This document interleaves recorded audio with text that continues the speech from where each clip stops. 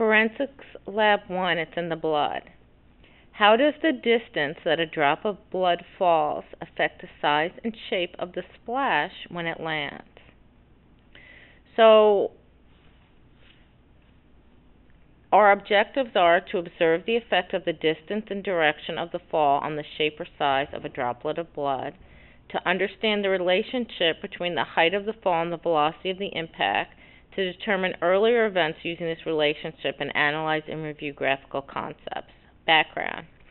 Blood splatter gives forensic scientists many clues as to what occurred in a crime. Blood can be washed away, but it leaves trace evidence that is very difficult for a criminal to eliminate. It will adhere to clothing and surfaces, and although it may not be detectable with the naked eye, blood can be easily found by luminescence and chemical tests.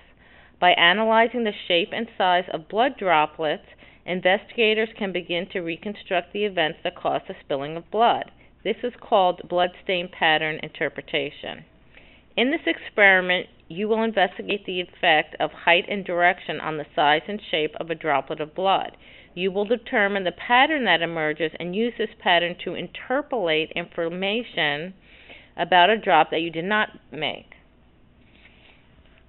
Okay, so you're going to read the procedures in your lab group step by step, and here is where you're going to write your hypothesis. So over here where it says number 1, formulate a hypothesis about the relationship between the distance a drop of blood falls and the size of the splash it makes.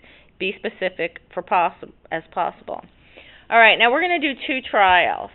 So what we're going to do is we're going to hold the ruler up, and then you're going to hold it vertically with the 0 on the bottom, and then you're going to hold the dropper and you're going to do 10 centimeters, 20, 30, 40, 50, 60, 70, 80, 90, 100. But because we want to be effective and efficient in this lab, my suggestion is you take the piece of paper, and when you're doing 10, while the dropper's at 10, do 10, so you'll have a drop at 10. Then do 10 again, so you'll have 2 at 10, and write down 10.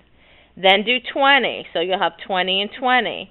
And then do the same thing, and once you've gone up to 50, take this piece of paper and now hand it off to someone else in the lab group, and they'll start measuring the diameter. So this is in centimeters and this is in millimeters, because we want to work efficiently and effectively, so everybody in the lab group should be doing something else.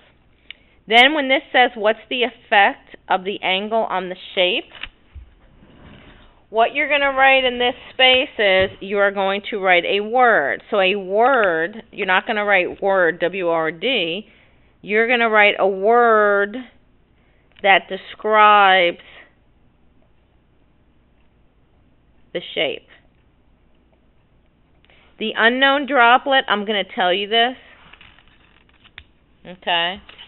Then on the back, from the date on the front, you're going to average.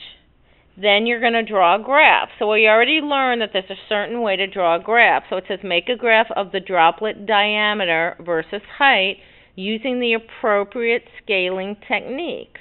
Make a best fit curve for these data points. So don't forget, you need to write that you have diameter versus height. You have to include your units because you're going to label your axes.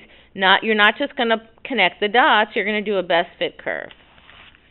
Then over here we have 5 questions that we're going to answer in complete sentences. We're not just going to write one word. We're going to answer this in complete sentences. And then this will be due next class. And that's it.